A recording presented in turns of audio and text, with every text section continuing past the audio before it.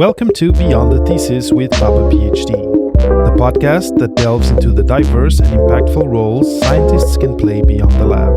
With me, David Mendes. Hi, David here, and I want to wish you a great holiday season, a great holiday break. I'm on break myself and taking time with my family, taking time to relax, and also taking time to reflect on the year that passed and on what's coming up. And on this holiday break, I know that for a lot of you, especially those of you who are far away from home, those of you who are in graduate school, maybe on another continent, maybe just in another state, but far away from your dear ones, I know this can be a challenging season. And for this reason, this week, I am bringing you this conversation that I've had with Jessica Schleider.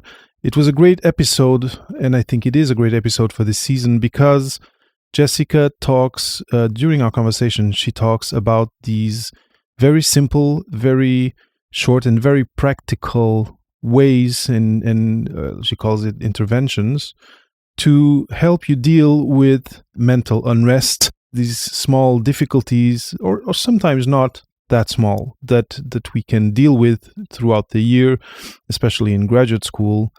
And for that reason, and because you may have missed this great episode, I'm sharing this week this episode with you again, so this rerun. And I hope that if you are now in this situation of feeling some hardship, going through some difficult choices or difficult emotions, that you'll be able to listen through and take some of the take-home messages and some of the practices and techniques that she shared to help you go through the season and have grace towards yourself, giving yourself some slack maybe for things that you are tending to be overcritical, which is easy in graduate school to do, and that it allows you to really take a breather this holiday season and to recharge batteries to start with more strength and more inspiration in the year to come. So without further ado, I'm leaving you with my great conversation about dealing with mental unrest with Jessica Schleider. Happy listening. This week, I'm really pleased to have with me Jessica Schleider. Jessica is Associate Professor of Psychology at Northwestern University, where she directs the Lab for Scalable Mental Health. Jessica completed her PhD in Clinical Psychology at Harvard University, her doctoral internship in Clinical and Community Psychology at Yale School of Medicine, and her BA in Psychology at Swarthmore College. Her research on brief, scalable interventions for youth depression and anxiety has been recognized via numerous awards, including a National Institutes of Health Directors Early Independence Award, the Association for Behavioral and Cognitive Therapies President's New Researcher Award, and Forbes 30 Under 30 in Healthcare. And today we just started February 2024. It's the 2nd of February. And on the 30th of January, her latest book, Little Treatments, Big Effects, was published. So it's a special moment. She confessed that she now could rest after the launch was done. But welcome to Beyond the Thesis with Papa PhD, Jessica. I'm super happy to have you here today to talk about mental health in graduate school. Super important topic. Thanks for having me. So, Jessica, I very quickly shared your bio. Can you tell the viewers a little bit more about who is Jessica Schleider, how you went into the domain that you work in today, and maybe how you went into focusing on this question of small, easy to deliver interventions for mental health, which is not something I have heard of before actually crossing paths with your work. Absolutely. So I have, and I talk about this in my book, kind of two stories for how I got into this field. One is very personal and one is professional. And per the stigma issue that we were talking about, the personal one isn't one that I've been super open about until the past few years. But The big picture story of how I got to this path is our mental health care system isn't working. um, the vast majority of people who need mental health care never access any kind of specialty treatment. About 50% of adults and about 80% of young people never access treatment who need it. Uh, among those who are lucky enough to get something, there are 1.5 million barriers as to why they can't do it for very long. And the most common number of sessions that people actually access if they get lucky enough to get treatment is one. Oh my, yeah. And we've spent decades in my field, clinical psychology, building treatments that are designed to last months and months. And that just doesn't fit with how people can actually practically get services and get help. Another feature is supports aren't necessarily embedded into the spaces where people are. So they're in the clinics, which have long wait lists. There aren't enough providers. And meanwhile, most people are seeking help on the internet or with friends or with family members.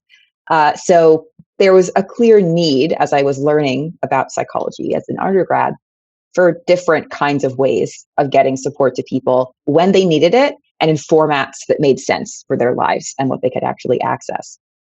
So the professional story is like there's this huge problem that's been historic in psychology, and it just seemed like, why is nobody paying attention to this? We got to redo how we think about treatment. And that's why I started focusing on single session interventions, which can bridge gaps in systems of care. The personal story is I experienced those gaps in the mental health care ecosystem as a teenager. So when I was around 12 or 13, I was diagnosed with a pretty severe eating disorder, and there were no providers available. The ones that were available had wait lists of months, which was not going to work for the situation that I was in. And so, I've had a history of navigating this totally overburdened, insufficient system, and learning about it as a student. I was like, I got to do something about this. So that's what I'm working on these days. Oh, and well, it's great that your path brought you to being director of a lab that actually works on that, and that you now can experiment. And I've heard, I've listened through some of other talks and interviews that you made, and it's inspiring work. And the cool thing is that it can directly help. And of course, you're studying it in a scientific way, and you're doing randomized trials, etc. So yeah, it's a really cool full circle type thing with you. I'm sure it's very fulfilling for you. I can't think about other things for long enough to do them as a career. So this is pretty much the option. Well, we're on Beyond the Thesis with Papa PhD, and so we're not going to be talking about teenagers today, but people who we both went through grad school. I went to grad school. By then, at the end of grad school, I was lucky enough to have the clarity to look for mental health services when things were getting difficult, which was offered by here at McGill University in Montreal. I don't know in the States how the system works for people who are in grad school, but one thing that I'm certain and that I know and that is published is mental health in graduate school is not how can I say, it's not rosy. In the process of let's put it like that, the process of the PhD, we know it is a challenge. It's a big challenge. You have this limited time to reach this goal of publishing something, of innovating in a certain domain. There can be some solitude to it. In my case, I was coming from abroad, so there was that aspect, and a lot of people who are in grad school somehow travel, and often to different continents, or at least different towns, but even different countries to go through their grad school experience. So it leaves a lot of us in this kind of imbalance, fragility, anyway, not super supported framework where we, I think, are become more vulnerable to also falling in some fragility on the mental health aspect of things. And again, depending on where you come from, your culture, etc., there can be different stigma to even talking about, I might want to see a psychologist, or I might want to go to the counseling services of my university. So this is kind of why I when I saw your work, I thought this is going to be an interesting issue to talk about with someone who deals day to day, daily with this question of mental unrest. And I think unrest is a great way to put it, because you might just be a little bit imbalanced, and it's enough to be a burden on your day to day. And that's why when I saw that mental unrest was one of the ways that, or one of the expressions, one of the terms that you used, that's why I thought it was an interesting point to start the conversation. So, of course, you have a lab that you direct, so you're in close communication with the graduate student community. So I think I'm just gonna maybe let you, from what I just said, start talking a little bit about how your work with teens may translate to the graduate researcher community.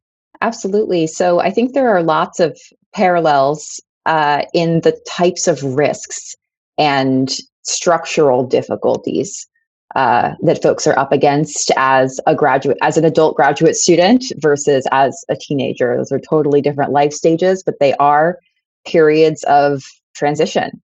You're figuring out what you're going to do next, who you are, either as a human, as a teenager, or as a scientist for your career, kind of going through some personal development in either sense, just different kinds of personal development.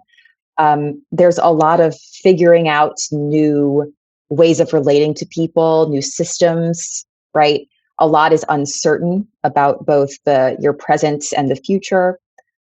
Your status is relatively, unfortunately, low. When you're a teenager, you have no control over how your life goes. Adults control the vast majority of your life and directions. When you're a graduate student, there are a lot of folks who have structural power over the trajectory of your career and the opportunities that you get. And so it's a similar positionality, so to speak, to be a teen and developing in all these ways, and to be a graduate student and developing professionally and personally during that time. Graduate students have added risk factors of being super motivated and really wanting to achieve. It's just like putting all the highest achievers in one place and expecting it to go well if you just have them work in isolation from each other for years at a time. And a lot of pressure that they put on themselves. And, I think given the transitions that are all co-occurring in graduate school and in adolescence, a lot of the same pressures are there, and a lot of the same needs for a sense of autonomy, for a sense of confidence, and a sense of feeling related to other people and understood by other people. Those are the same at both kind of life stages. And a sense of autonomy, a sense of confidence and relatedness, those are the things that in brief interventions, we really try to improve. Help people feel a little more like what they do matters for their future, a little more like they have skills that could matter for their next steps that are going to be helpful to them, and like people get them and people are there for them.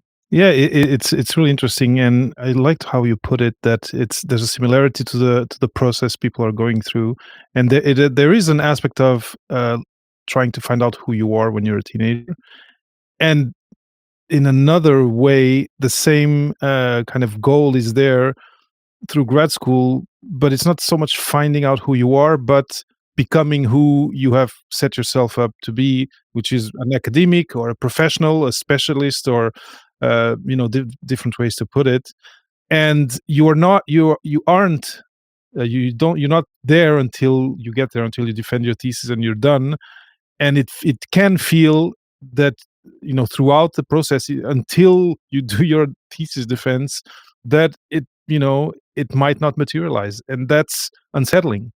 Incredibly, there's just it's a subtext of uncertainty for years with no particular timeline for resolution, and that's really stressful. So this is clearly a contributor to mental unrest. This feeling of, if I'm taking a step back and thinking about the overarching theme of my life as a young adult, now there's this uncertainty. So I can't really project myself into 5 years from now, because there's this this ordeal that I'm going to go through that I don't know the outcome of. That's one aspect. The other part of, in my anyway, and I'm going to tell you how I feel, but I'd like to have your opinion. But the other aspect that might lead to mental unrest during grad school has to do with the day to day. The whole exercise is, first, finding a question that no one else has answered in a satisfactory way, let's say, finding a way you think it's going to be answered, and then setting yourself up to go answer it. But again, there you cannot be certain at any step until you do publish, etc., that you will get this answer, and that it'll be well accepted by your PI, by your supervisor, and then by there's other tiers. So there's this other day to day. So there's this overarching one, which is more of an existential, let's say, uncertainty, and then there's a day to day one. Yeah.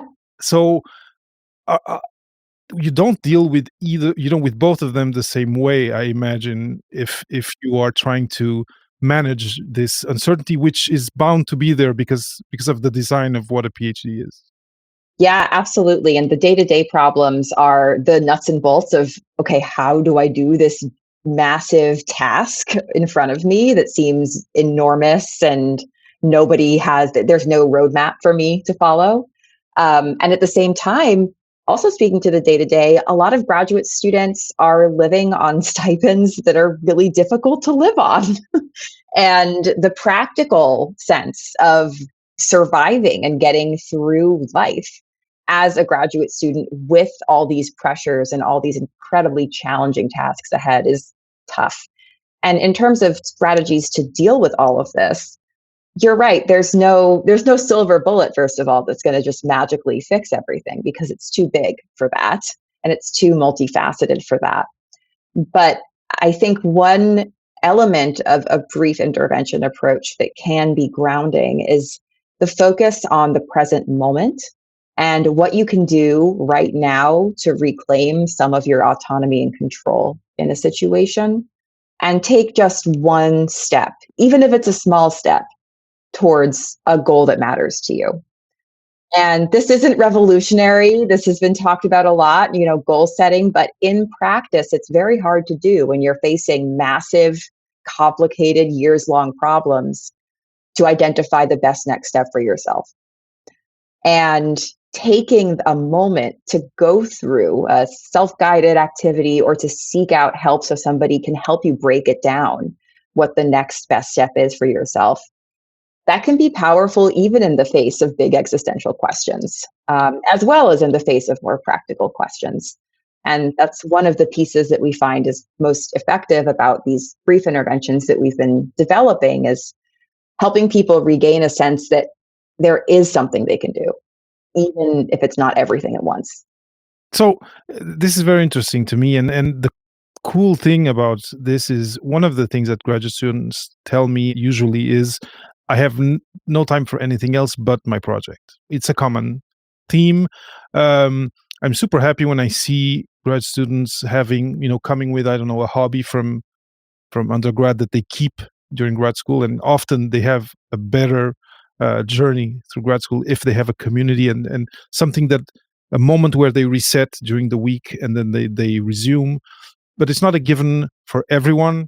Often, if you come from abroad and you need to do this degree in the shortest time possible, often people will just focus and try to put all their time in there. But it feels to me that if you find a way to have these small, let's call them interventions, like you say, it's not that complicated to include these practices or habits in a very charged agenda, in a very charged calendar. What sort of exercises or what sort of habits can people add? What sort of interventions can people do that are very small, but that can help them reset, let's say? Because it feels to me that this loss of control, this loss of agency, it kind of, you start feeling it at a certain point, and then it starts amplifying, and you need to reset. Absolutely. Do you have something practical that you can share? Yes, I have. I can share a little bit about the content of what we put into these brief interventions to help people recalibrate a little bit and just take a step forward where often, becoming paralyzed is so easy in graduate school, just with all the things. And in the face of that overwhelm, it's helpful to try one of these kinds of approaches. So one of the programs that we've developed is called the single session consultation. Nice and non-stigmatizing, right? Anyone could use a consult at various points in their life. But this approach is based on a model of therapy called solution-focused brief therapy. And within solution-focused brief therapy, there are a few core assumptions. One, everybody has strengths and skills, because if you didn't, how would you have gotten this far in life? So by the fact that you exist here today and you've gotten through everything you've gotten through, you've clearly developed some skills.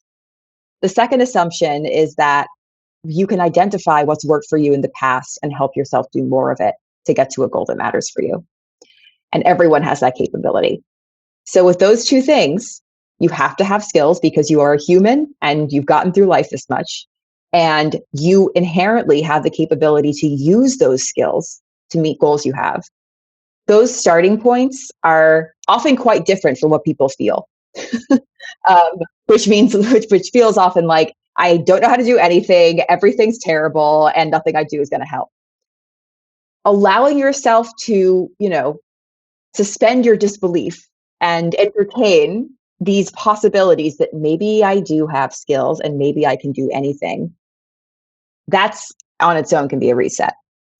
But once you go into the activity, the first step you want to do is figure out what's your top struggle right now. And when I say top struggle, I don't mean like graduate school. That is not a top struggle. That is like 14 million top struggles. And what I mean is focus on a corner of one current struggle that you're facing. As in, what is the next project, or what is the next paper you have to write? What is the next paragraph you have to write? What is the next sentence you have to write? And you're struggling to get that. Like, I'm struggling with the opening sentence of my abstract. There, great, top struggle right there. Micro. Micro, just as small as imaginable that you can still detect it. Turn that into a top hope. So from a top struggle to a top hope. What do you hope to accomplish after this exercise? Well, I hope to figure out what I want to say, how I want to open this paper, right? So then we have this exercise called Miracle Day question, which is pretty common in solution-focused therapy. And we ask people to think about, imagine that a miracle occurs while you're sleeping. And the top problem you just had evaporates. It is gone. Amazing. Magic. But when you wake up, it happened when you were sleeping, so you actually have no idea that this miracle has occurred. So walk me through your morning. What would it be like to be in a world where your miracle day is here and your top problem is totally gone? You don't have writer's block anymore. You're not struggling. What is it like? What do you do differently? How do you feel differently? So trying to imagine what a world would be like in this parallel universe where you're not having your top struggle sometimes can help kind of shift you out of being stuck in that negative place of only being able to focus on how awful things are right now. What it also does is it helps you picture what you're working towards. Like, where do you want to go? What is the reward at the end of the tunnel? Not just how much am I struggling right now. For the rest of the single session consultation, you make an action plan towards getting one small but meaningful step towards that goal. So if you're like on a scale from 0 to 10, a miracle day is a 10, 0 is as far as possible from that miracle day. Let's say you're at a 5 right now. The action plan is to get you to a 6. And by thinking about, when have I experienced times when it hasn't been so hard to write? What has that been like? What have I done in those situations? And using those past exceptions to the problem to form your action plan. you then end up with a really actionable set of steps that you know that you can do because you've done it before, because they're exceptions to the problem that you've experienced, towards making progress. And giving yourself the space to just sit down with that and end up with something actionable could be really, it's like a reset for a lot of folks. And what seems very, very interesting to me, and that has a lot of potential for application by graduate students, is that because it's a very micro thing, it's very small. The first time they're going to do it, maybe they'll do it in a very structured way. They'll follow what you just said, but eventually they'll interiorize the whole process, and then they'll just do it naturally, and eventually it'll be part of their normal day-to-day thing. When they hit a snag, they'll go into that mode. Anyway, I just see that, there's potential there for really good results and like compound interest on those habits.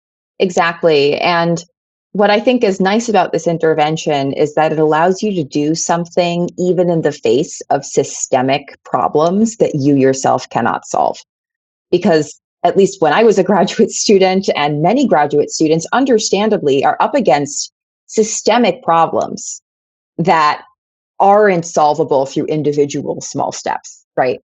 Like the fact that there's a power structure and a hierarchy and stipends are low and work really is a lot and difficult. Those are all realities that you can't change on your own. But you can both acknowledge the existence of those realities and let yourself off the hook for solving those, while also figuring out what corner of this can I do something in.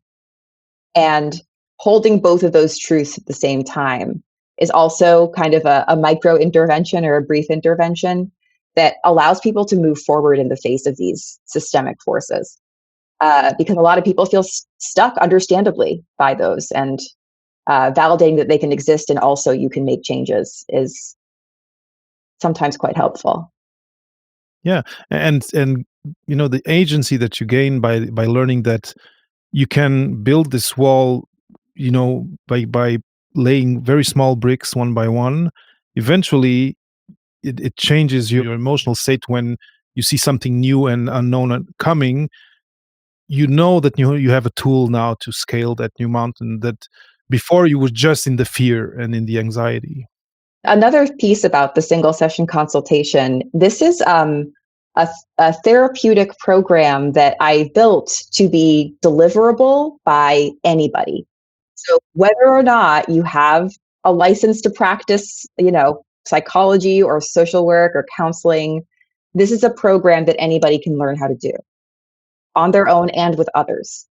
So in a lot of our research recently, we've trained peer specialists to deliver the single session consultation. So people with lived experience of mental health difficulties offering this support to others. So this is a tool that, yes, can help graduate students help themselves, but also that grad students can use with their peers. That is, I think, a really exciting pathway into increasing access to support among grad students who often, for a variety of reasons, aren't in a position to seek out formal treatment. Mm-hmm, mm-hmm.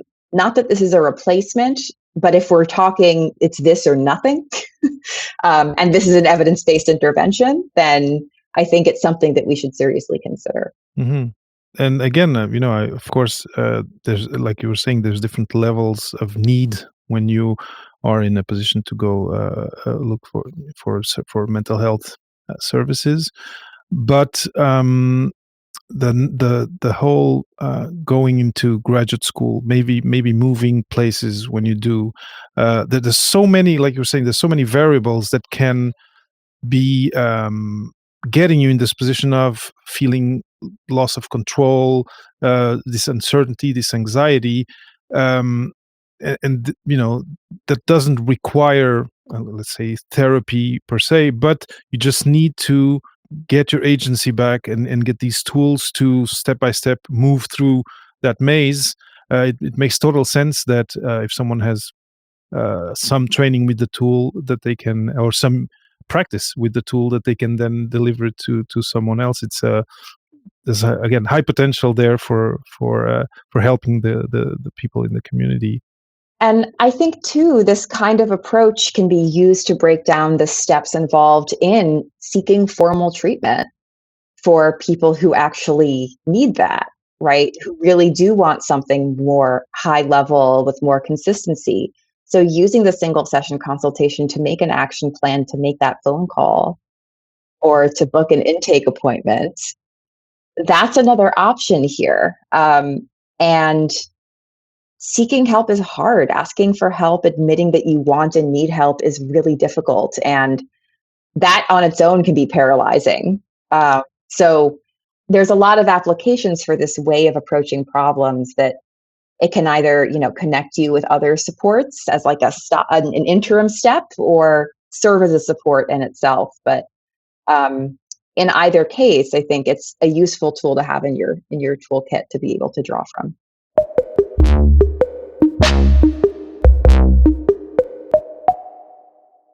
From all that we've been talking in the last few minutes, I have an image in my mind that I'm going to share with you, and it connects to something else, but I'll try to not be too long.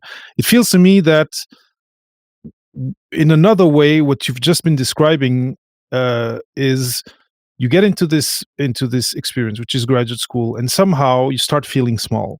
You're not a full size person. You start feeling small. You look around you, and you look. Oh, there's a supervisor. There's postdocs. There's people who know more than you. There's the stellar student, etc. And you start feeling small, small, small, and it feels like these are little moments where you can see yourself at a 1-to-1, at a normal scale. And another aspect that I know going through grad school affects how small you can feel, versus the experience, versus the institution, versus obstacles that you're facing in your research, is also how people outside view you. And I've had graduate students tell me, "Oh, David, I'd like to do this thing on the side, start this newsletter on, but I wonder how people around me would look at me." So there's this aspect of how you perceive yourself and your skills and what you bring from behind, and how you actually come with some tools that you can use. And sometimes you just lose view of them, and you think that you're just lost in front of this huge wall. But then there's this other aspect of the perception of others. No, yeah, it's a great question. So you're talking about fear of negative evaluation. Of course, that's a huge part of developing as a professional in graduate school, particularly because there are so many kind of degrees of freedom around how you can develop as a professional. So those choices feel very scary at times because you don't know the outcome, because people legitimately often haven't done what you're thinking of doing before in the context that you're in. So yeah, of course, people are going to worry about that. And there's also a lot of, when you're a scientist, you talk at conferences, you present your work, it feels very personal, even if it's science, right? It still feels very much, they're not going to like my work. They're not going to like what I have to say or my way of thinking. So it's difficult and very, very common to feel that way. So we have actually in our lab been working on a brief online single session approach to addressing fear of negative evaluation in academic contexts. This is a National Science Foundation funded project that we're doing with Katie Cooper at Arizona State University and my postdoc, Arko Ghosh, who's really been leading the effort here. And we have developed a brief self-guided program that's designed to help students specifically in classroom settings feel more confident about speaking up and less fearful of what might happen if they get something wrong, or if they make a misstep, or if they say something weird or awkward, or any number of things.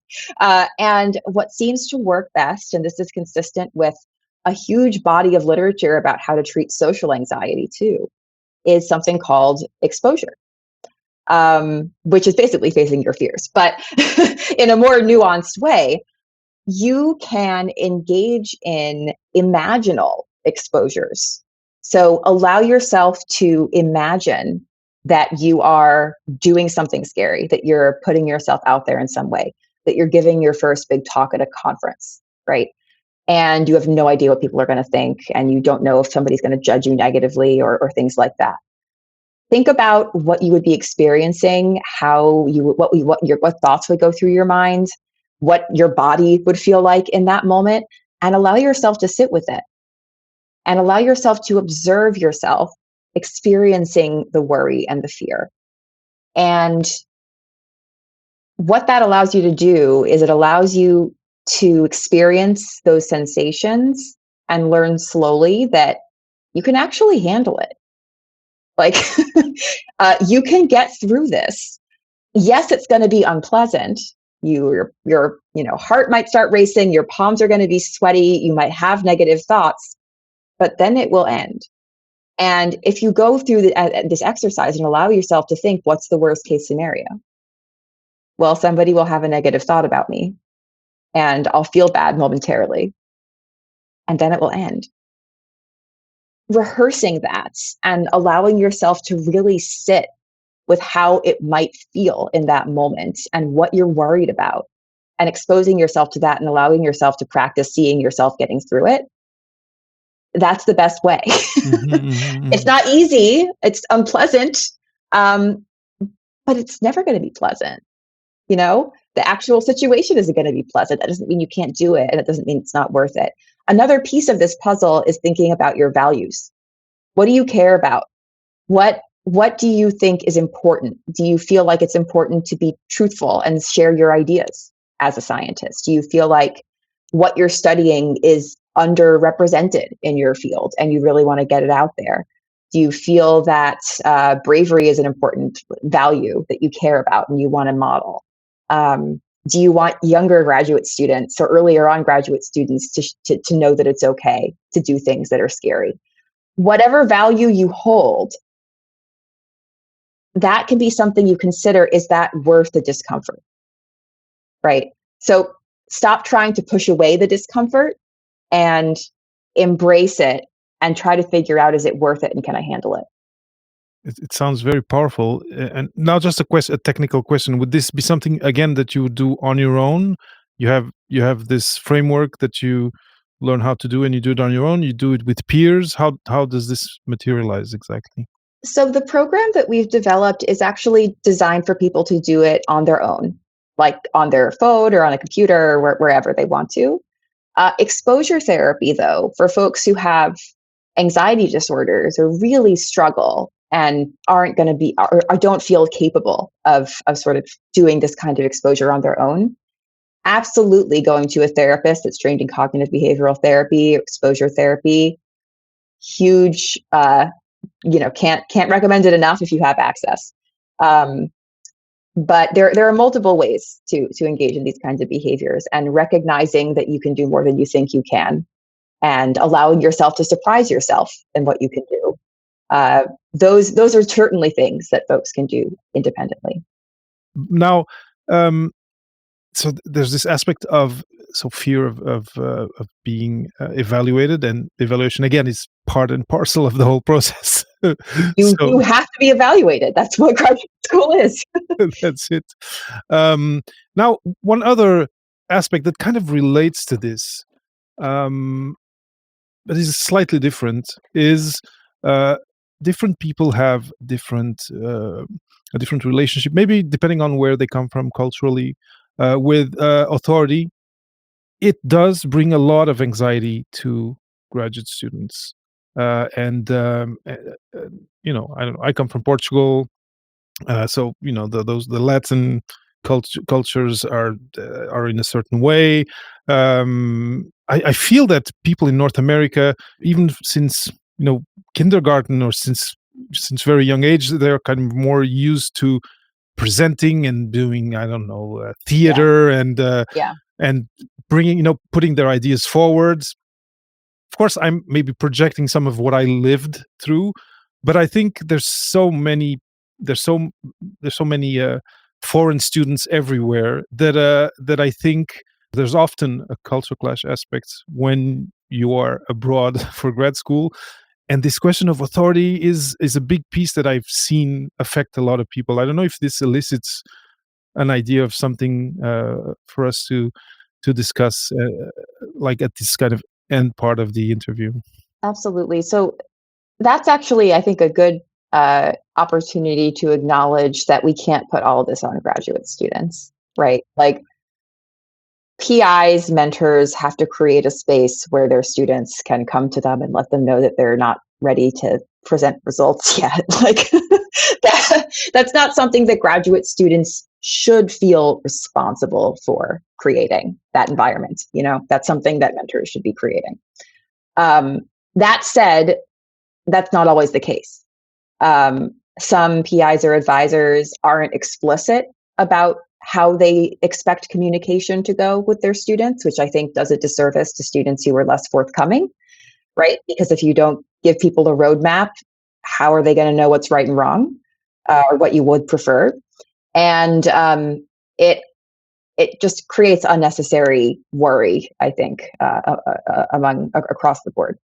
So the first actual recommendation here is for mentors and PIs to be explicit on how they expect communication to happen, what their policy is around, vacations, like how does that work in your lab or at the university? Do you have different expectations of the university's, academic guides or manuals has? Some people do, and they just don't share that. That's on the mentor and the PI.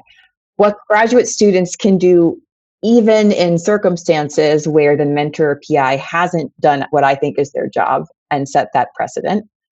There are steps that are possible to take. I think one step, if these are concerns that you're not yet sure or comfortable, going to your PI about, go to another grad student in your lab.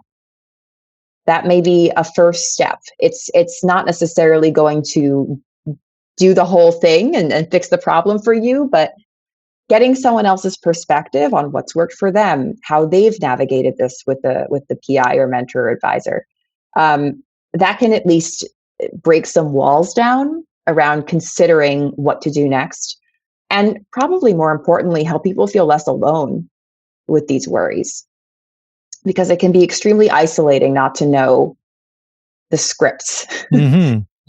For how you're supposed to act or what you're supposed to do in these kinds of very particular professional circumstances. So finding solidarity with someone else as at least a first step, that can often lead to outcomes that are at least a little bit better than what you would have gotten if you had just kept it to yourself. It's true. And this makes me think of something that's parallel, that's really just a follow-up of what you're saying. It's often there are communities of, let's say like my example, students who come from Europe. There's going to be a group of students from Europe. But if you are part of these communities and that are outside of your lab, outside of your day-to-day research, but where you can commiserate, but also exchange good practices, things that have worked, etc., it's going to be a plus for you, Absolutely. and in a very safe manner. Thanks for taking the weight off the graduate students' shoulders a little bit there. It is true. Depending on the labs, depending on the size of the labs, it's always, it's not easy to place guilt here or there, but it's a shared load, and it's just in my heart always kind of tightens when I hear a story like this, because it kind of resonates with me personally, but also I feel that it's unnecessary mental strain, and that it's totally unhelpful for the person, for their project, and for the lab where they are, etc. So, but yeah, communicating and trying to get knowledge from other people who went through it already, for sure, is a way to go.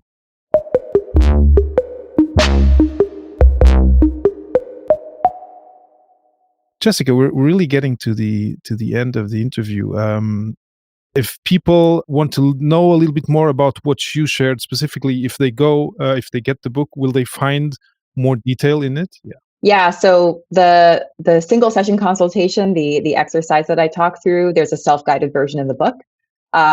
So and it talks a lot about the evidence behind it and different ways to use it. So yes, that and a whole bunch of other stuff too. Excellent. And the audience, because they're graduate students mostly, they like evidence-based As information. So Grad. that's great. Yeah. Excellent. So because we're talking about it, if people want to get the book, can they go to Amazon and find it? Yep. Pretty much anywhere you can get books, the book is there. Excellent. I've seen that here in Canada. It's already available at Indigo, which is one of the online booksellers. Now, if people want to ask you questions, do they want to know more, or they want to thank you for something you said during the interview, what's the best way to reach out to you? I guess it's not called Twitter anymore, but Twitter/X, LinkedIn. I'm on social media platforms, or email jessica.schleider@northwestern.edu. Feel free to reach out. Just to kind of sum up what I'm kind of taking home from this, first, I wish I had, heard something like this a few years ago. I'm not going to say how many, but when I was going through my PhD. But so I'm sure this is going to be helping a lot of people out there. What I like about it is the simplicity of it. Often, we mentioned it a couple of times, there's stigma around even again, this is cultural often, but around talking about mental health, about potentially getting help. And it feels like what you are doing is putting tools out there for people to help themselves, maybe even help others eventually, in all safety, because of the way these solutions, these interventions are designed. I really, really love that. It removes a lot of the friction to go get the help.